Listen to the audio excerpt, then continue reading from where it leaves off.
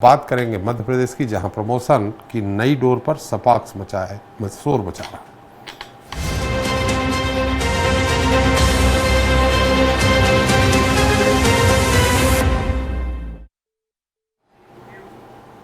तो मध्य प्रदेश सरकार ने पदोन्नति में आरक्षण को लेकर अपनी स्वीकृति दे दी है। सरकार की ओर से दावा किया जा रहा है कि नई नीति से आरक्षित और अनारक्षित दोनों वर्गों के अधिकारियों को समान अवसर मिलेंगे, जिससे न सिर्फ लंबित प्रमोशन की राह फिर से खुल सकेगी, बल्कि खाली होने वाले पदों के लिए नई भर्तियां भी की जा सकेंगी। लेकिन सरकार के इस फैसले से सपाक्स से जुड़े कर्मचारी खुश नहीं हैं। उनका मानना है कि इस प्रक्रिया से एक तरफ जहां आरक्षित वर्ग को दोहरा लाभ मिलेगा, तो दूसरी तरफ सामान्य और पिछड़े वर्ग को नुकसान पहुंचेगा। इस पर चर्चा करेंगे लेकिन इस रिपोर्ट के बाद।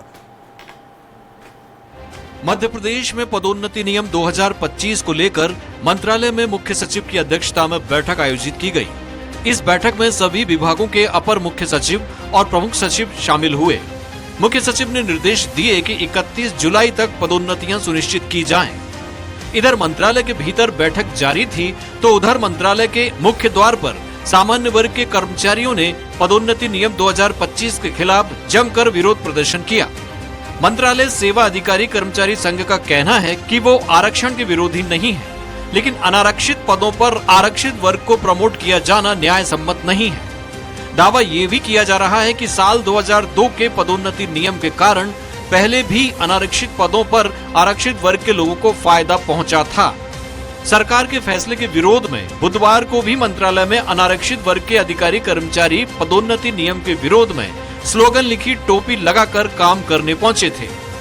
खबर ये भी है कि सरकार के फैसले के खिलाफ कर्मचारी संगठन कोर्ट जाने की तैयारी कर रहे हैं। गौरतलब है कि पदोन्नति नियम 2002 के विरोध में मामला उच्च न्यायालय में गया था, जहां पदोन्नति में आरक्षण पर रोक लगा दी गई थी, जिसके बाद 2016 से ये मामला उच्च न्यायालय में विचाराधीन है, जिसके कारण पिछले 9 साल में 1 लाख से ज्यादा अधिकारी कर्मचारी बिना प्रमोशन के रिटायर हो गए।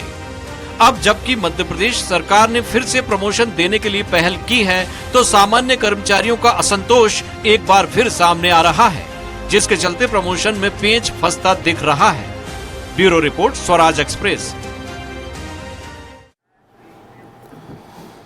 तो प्रमोशन की नई डोर सपाक्स मचाए शोर, इस पर चर्चा करने के लिए मौजूद हैं राजवीर जी हैं, प्रांतीय महासचिव हैं अजाक्स के, डॉक्टर केदार सिंह तोमर जी हैं, अध्यक्ष सपाक्स के, आशीष दुबे जी हैं, वरिष्ठ पत्रकार। आप सभी का इस खास कार्यक्रम में बहुत बहुत स्वागत। तोमर जी, सबसे पहले आप लोगों का जो विरोध है, दोहरा लाभ मिलेगा अजाक्स के कर्मचारियों को, सिर्फ यही विरोध है कि और भी कोई पेच है?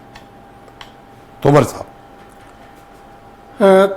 मैं ये अनुरोध करना चाहूँगा जी कि जो ये नए नियम बनाए गए हैं जी, ये निश्चित ही एक तरफा है, दोहरा लाभ नहीं बल्कि तिहरा लाभ दिया जा रहा है इन नियमों में जी।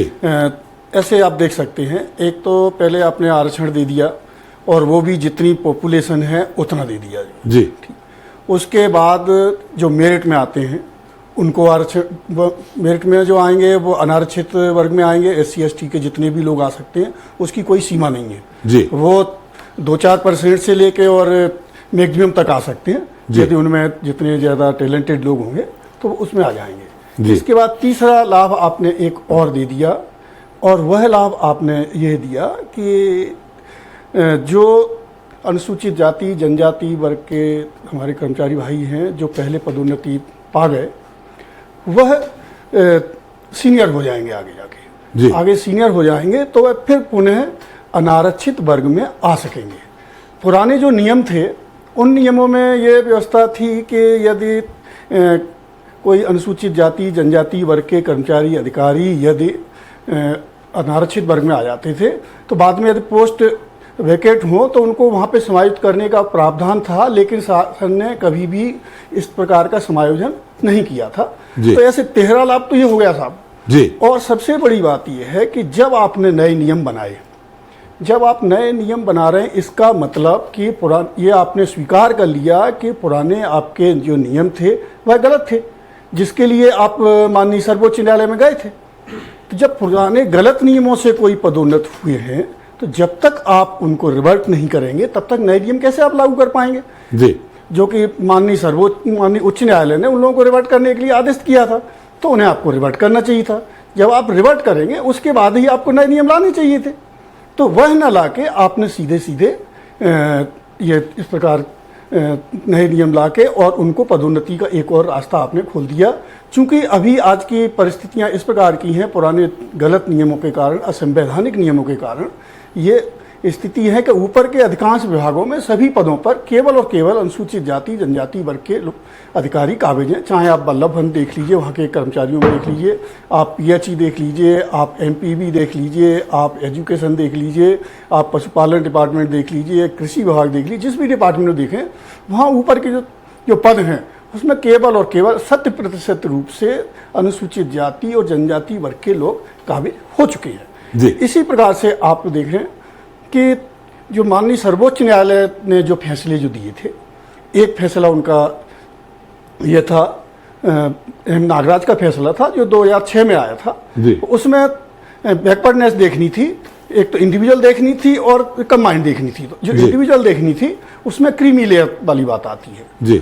तो क्रीमी लेयर का भी इस नियमों में कहीं पे कोई प्रावधान आपने नहीं किया। ये जो माननीय सर्वोच्च न्यायालय के जो निर्देश हैं उनका आपने उल्लंघन कर रहे हैं। क्रीमी लेयर मतलब किस तरह? जो कर्मचारी अधिकारी अनुसूचित जाति जनजाति वर्ग के क्रीमी लेयर में आ गए, यानी जिनकी इनकम 8 लाख से ऊपर है, उन्हें आप पदोन्नति में आरक्षण नहीं दे सकते हैं।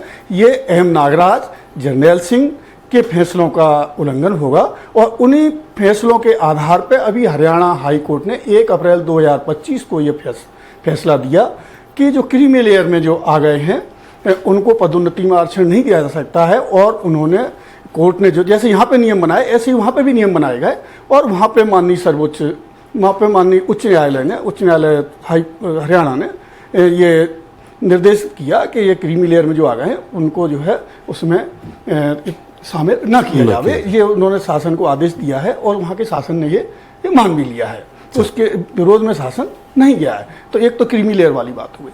दूसरी बात होती है रिप्रेजेंटेशन की। माननीय सर्वोच्च न्यायालय ने एम नागराज का केस हो या केस हो जर्नैल सिंह का, सब जगह रिप्रेजेंटेशन की बात कही है कि इनका रिप्रेजेंटेशन देखा जाना चाहिए। ये पहली बात तो यह है कि कोर्ट ने ये तो स्पष्ट रूप से ही मना किया है कि पदोन्नति में आरक्षण नहीं दिया जाना चाहिए। ये इंदिरा साहनी के केस में भी हुआ था 9 जजों की बेंच में, उसमें भी ऐसे फैसला आया था, उन्होंने मना किया था। और उसके बाद ये जो केस हैं उन सभी में कहा गया कि पदोन्नति में आरक्षण नहीं दिया जाना चाहिए। फिर भी यदि सरकार को लगता है कि हमें देना है, इनका बहुत कम रिप्रेजेंटेशन है, तो उस स्थिति में सरकार इसकी व्यवस्था कर सकती है। लेकिन जब रिप्रेजेंटेशन की बात आती है तो रिप्रेजेंटेशन का ये मतलब कभी भी नहीं होता कि उनकी जितनी संख्या का मान कभी नहीं होता है कि जितनी संख्या है उतना आप आरक्षण दे दो। क्योंकि यदि आप जितनी संख्या है उतना आरक्षण देंगे तो निश्चित ही बाकी वर्गों के साथ जो उनका रिवर्स डिस्क्रिमिनेशन है वो होगा, विपरीत भेदभाव बाकी लोगों के साथ होगा। तो इसलिए जितनी संख्या है उतना आरक्षण नहीं दिया जाना चाहिए था, लेकिन मध्य प्रदेश में उतना आरक्षण दिया गया। और उसके आगे जो इफिशियंसी के लिए संक्षेप में इफिशियंसी के लिए जो बात कही गई है, तो इफिशियंसी के लिए इन्होंने जो CR देखने का जो क्राइटेरिया रखा है, तो भैया CR के पॉइंट सबके एक बराबर होने चाहिए। यदि अपने को किसी की ये देखना है कि उसमें क्षमता है, पदोन्नति के लायक है, नहीं है, तो उसकी CR सबकी देखी जानी चाहिए, उसमें उसको करना चाहिए। अंक अलग से नहीं देना चाहिए। राजवीर जी, अलग से अंक नहीं देना चाहिए। राजवीर जी, आपका क्या कहना है यहाँ? जो सरकार ने अभी फैसला लिया है, क्या अजाक्स उससे सहमत है? सबसे पहले सरकार ने जो फैसला लिया है अजाक्स उसका स्वागत करता है जी।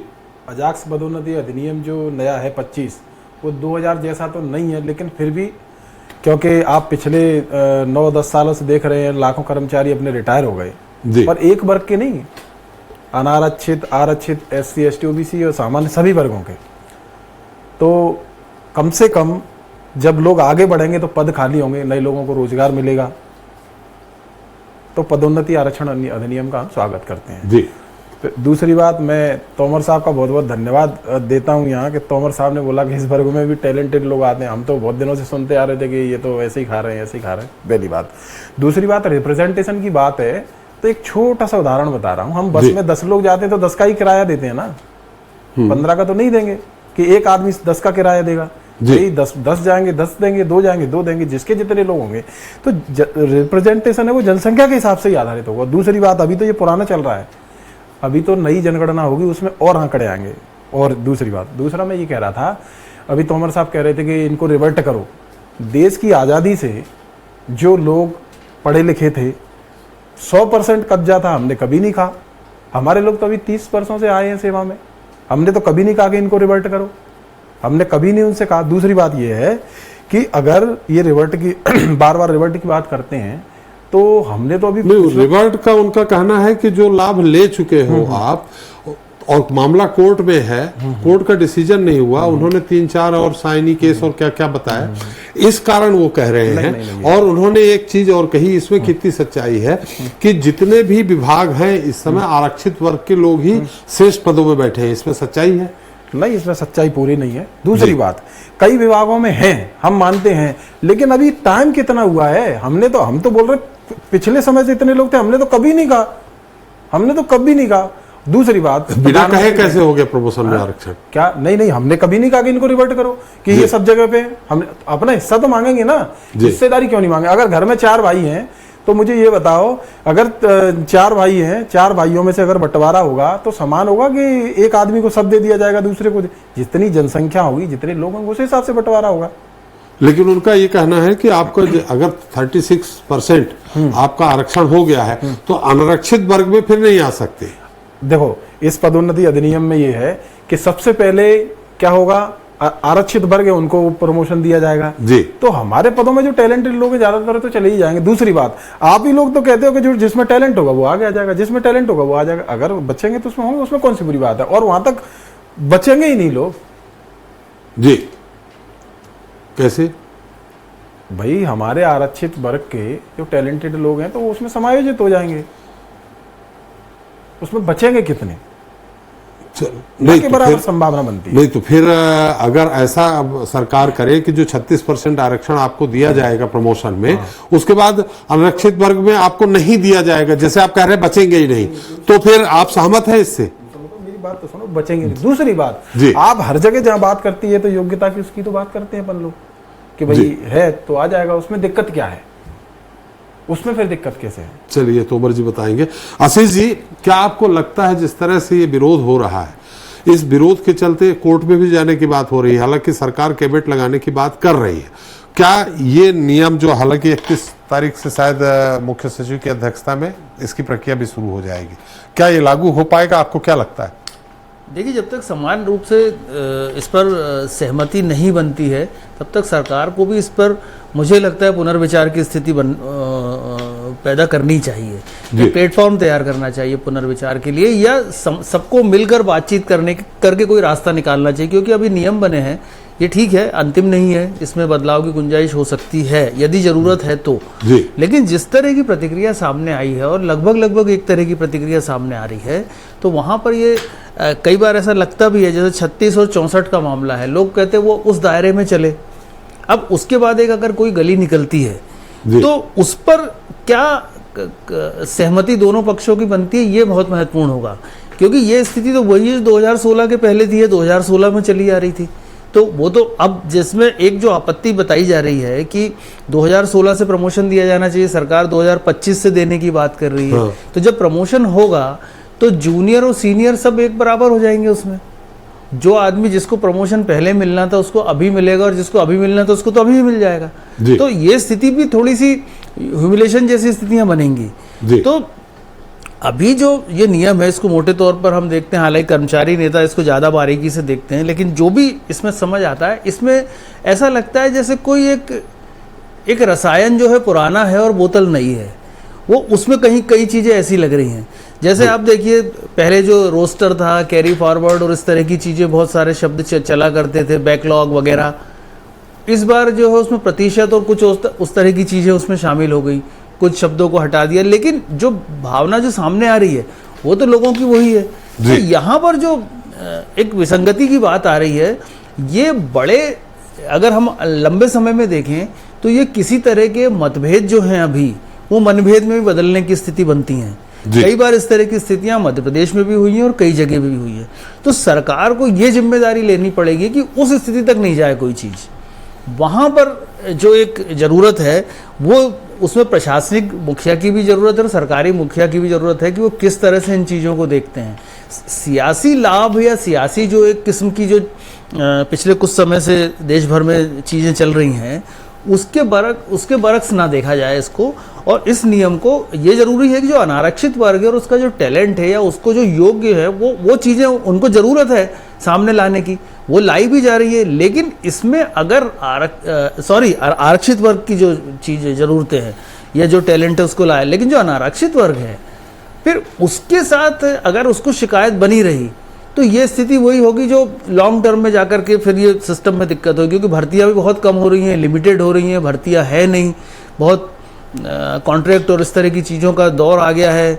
आदमी रिटायर हो ही नहीं रहा है, आदमी बाद में बार बार किसी तरीके से सरकारी सेवा में आ रहा है। तो ऐसी जगह पे जहाँ सारे रास्ते बंद हो रहे हैं वहाँ रास्ते खोलने के पहले एक समान सहमति की ज़रूरत सरकार को पड़ेगी। सरकार की नैतिक जिम्मेदारी तो है ही।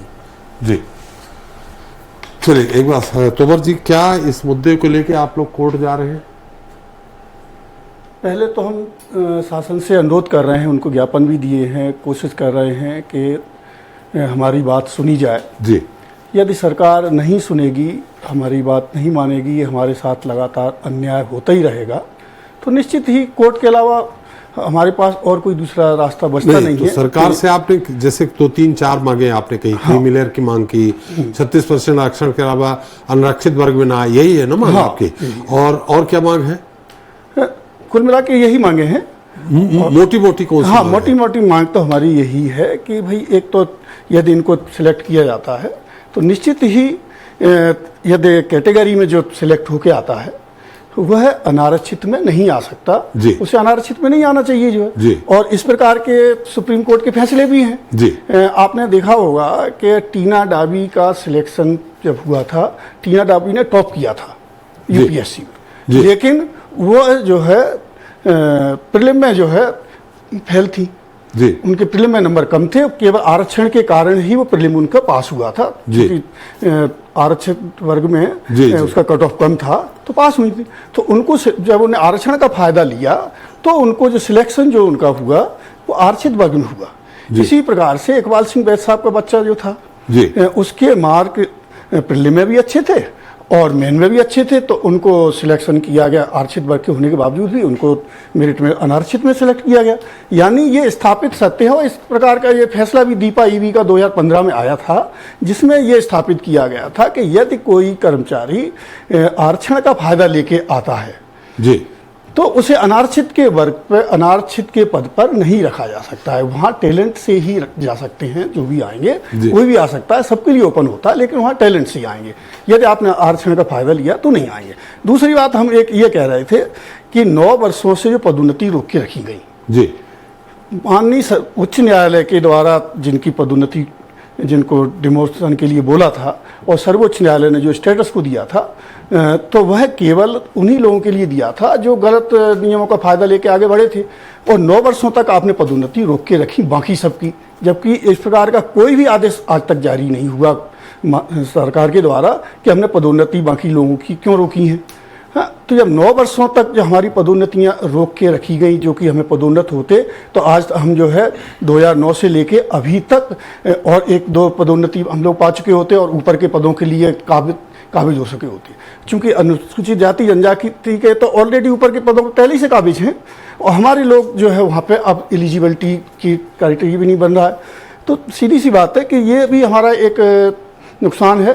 और जिन्होंने ये किया उनके विरुद्ध शासन को मतलब कार्रवाई करना चाहिए कि ऐसा किसने किया कि 9 वर्षों तक 100% पदोन्नतियाँ बाधित रहीं, उन पर कार्रवाई करें। और जो पदोन्नतियाँ जो दी जाएँ वो 2016 से ही दी जाएं, क्योंकि कर्मचारियों का तो कोई दोष नहीं था, उनकी सीआर भी अच्छी थी, कार्य भी अच्छा था, उसके लिए पदोन्नति पद के लिए काबिल थे, उसके बाद उनकी पदोन्नति दी गई, तो निश्चित ही उन्हें पदोन्नति दी जानी चाहिए थी। तो ये सारी चीजें अगर नहीं मानती सरकार, आपके 1-2 पॉइंट्स मान लेते हैं तो भी कोर्ट जाएंगे क्या? और अगर कोर्ट जाएंगे तो पदोन्नति तो हमेशा फिर रुक जाएगी, तो इसमें सामान्य वर्ग है, ये तो सपाक्ष का भी नुकसान होना।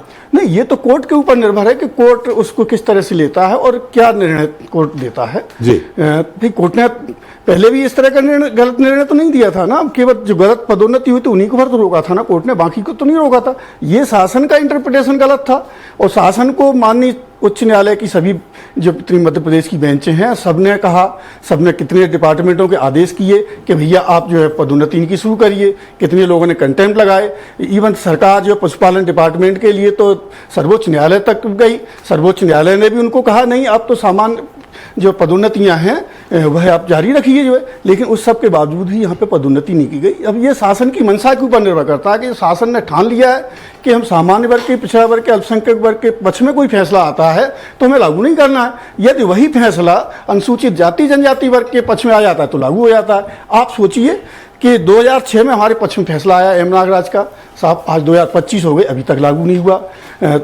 हाई कोर्ट का फैसला 2016 का आया, हमारे पक्ष में लागू नहीं हुआ। उसके बाद में जनरल सिंह के जो फैसले आए हमारे पक्ष में लागू नहीं हुआ। और सरकार क्यों लागू नहीं करती? कोई सरकार के और इसी प्रकार से इंदिरा जयसिंह का फैसला, इंदिरा साहनी वाला जो फैसला था वह आया था उस समय जो है, तो वो भी लागू नहीं किया गया। 9 जनों की बेंच का फैसला था, नहीं किया, सरकार ने नहीं माना। अब सरकार वोट के हिसाब से चलती है या किस हिसाब से चलती है ये तो सरकार जाने, लेकिन कहीं ना कहीं हमको तो ऐसा लगता है कि हमारे पक्ष में जो फैसले आए और सरकार ने उनको नहीं माना, और यही फैसला यदि कहीं अनुसूचित जाति जनजाति वर्ग के लिए आता तो उसी दिन लागू हो गया होता, एक दिन लेट नहीं होता। चलिए, कुल मिला के आप लोग कोर्ट जाएंगे अगर नहीं मानते हैं तो? हाँ, सरकार नहीं मानेगी तो मुख्य मुद्दा अगर दोहरा लाभ ना मिले और दूसरा 16 से पदोन्नति दी जाए तो आप लोग नहीं जाएंगे कोर्ट? हाँ, चलिए, यदि इस तरह की स्थिति बनेगी, मतलब ऐसी स्थिति तो हो कि हमारी स्थिति सम्मानजनक तो रहे। आज स्थिति ये है कि मैं टॉप करने के बाद भी, मैं बहुत ही सामान्य परिवार का बच्चा था, मैंने 86 PSC टॉप की और मैं केवल एक पदोन्नति पा के रिटायर हुआ, और हमसे जो 400 500 रैंक नीचे थे वो हमसे 4 पदोन्नति ज़्यादा लिए, वो जो है डायरेक्टर तक बने। ये स्थिति सभी डिपार्टमेंटों में। आज आप देख लीजिए सामान्य पिछड़ा वर्ग के जो भी किसी भी एग्जाम में उन्होंने टॉप किए हैं मध्य प्रदेश में, बता दीजिए कहीं टॉप के पद पे बैठे हों, मुश्किल से एक पदोन्नति उनको मिली होगी। मतलब ये हमारा गुनाह एक ये हो गया कि सामान्य पिछड़े वर्ग में पैदा होना इतना बड़ा गुनाह हो गया है। हम चाहे टॉप कर लें, चाहे हमारी एक्सीलेंट CR रहें, कुछ भी रहें, लेकिन सरकार हमें पदोन्नति नहीं देगी तो नहीं देगी। जी राजवीर जी। देखो, सपाक्स क्या है, राजनीतिक पार्टी है, और ये तोमर साहब और सपाक्स ये चाहता है कि पदोन्नति नहीं हो, भर्तियां नहीं निकले, लोग आगे नहीं बढ़े। और दूसरी बात ये है ये सपाक्स चाहे भर्तियां नहीं हो, तो जब प्रमोशन नहीं होगा, लोग आगे नहीं जाएंगे तो कैसे होगा? ये बताओ ना, 2016 में हमने रोका क्या? सपाक्स ने रोका। और दूसरी बात मैं ये कह रहा हूं, आपको प्रतिनिधित्व देना चाहिए और देना जरूरी है भाई। आप, हम बात करते हैं कि सबका साथ सबका विकास, आप सबको लेकर चलने की भी बात करते हो, तो सब लोगों को साथ लेके चलोगे तो जो पीछे रह गए उनको आगे तो लाना पड़ेगा। इसमें बुरा क्या है? दूसरी बात, सही आंकड़े देखो कौन कहाँ बैठा है। ऐसे करने से, हवाबाजी से कुछ नहीं होना कि इनके सब पदों पे बैठे। कितने पदों पे हमारे लोग? अभी इसके पहले भी बहस हुई थी, एक आंकड़ा आया था कि मंत्रालय में 54 अवर सचिव के पद हैं, 58 में आरक्षित वर्ग के लोग बैठे। नहीं, ऐसा नहीं। आंकड़े शायद प्रेस कॉन्फ्रेंस में नायक जी जो है सपाक्स के शायद अध्यक्ष हैं, उन्होंने दिया था, और आपके भी प्रतिनिधि बैठे थे, उन्होंने इसका खंडन नहीं किया था। स्थिति बनेगी शायद कि फिर किसी को भी पदोन्नति का लाभ मिलना ही नहीं है। वो स्थिति पूरा फुल वो हो गया है वहां पर, इस तरह की स्थितियां हैं शायद। नहीं, हमने कुछ वो भी सुझाए हैं, हमने बीच के रास्ते भी सुझाए हैं कि एक तो आप सीधे सीधे ये कर दीजिए ना कि एक निश्चित टाइम पे टाइम बाउंड प्रमोशन सबके लिए कर दीजिए, जैसे IAS IPS का होता है, कभी झगड़ा नहीं होता, एक निश्चित टाइम पे निश्चित डेट पे सबकी पदोन्नतियां हो जाती हैं उनके यहाँ, टाइम बाउंड प्रमोशन किया जा सकता था। या आप ये भी कर सकते थे कि किसी जूनियर को सीनियर न बनाया जाए, और यदि सीनियर बन भी जाता है तो जो पनीर सेल्वम वाला जो फैसला था माननीय सर्वोच्च न्यायालय का, जिसमें कैचअप रूल लागू करने की बात थी कि यदि मान लो कोई जूनियर जो है अपने वरिष्ठ से 4-6 साल सीनियर वरिष्ठ से ऊपर निकल जाता है तो वह वहाँ पे जाके इंतजार करेगा वो, और जो सीनियर है वो उसके बराबर से समकक्ष आ जाएगा, तब फिर वो होंगे। तो इस प्रकार का भी रास्ता एक निकल सकता था, वो भी नहीं। हमने तो आधी लाइन की हमने तो बात कह दी थी, आप किसी जूनियर को सीनियर मत बनाओ, जितना आपको आरक्षण देना है प्रतिनिधि से आप दीजिए, उस पद पे जैसे आता जाएगा उनके पद पे जाए, बाकी कोई उस पर ना जाए।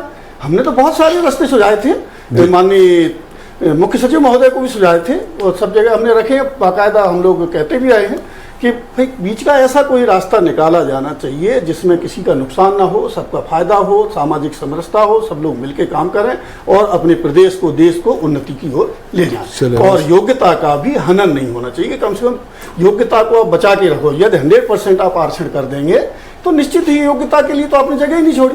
यदि इनका आरक्षण जैसे 36% दे दिया, फिर आप 50% आरक्षण ओबीसी को दे दो, फिर बाकी कुछ बचा अन्य लोगों को दे दो, तो भैया 100% यदि आप आरक्षण दे ही देंगे तो फिर परीक्षा काहेगी, केवल जाति सर्टिफिकेट बुलाओ और उनको भर्ती कर लो।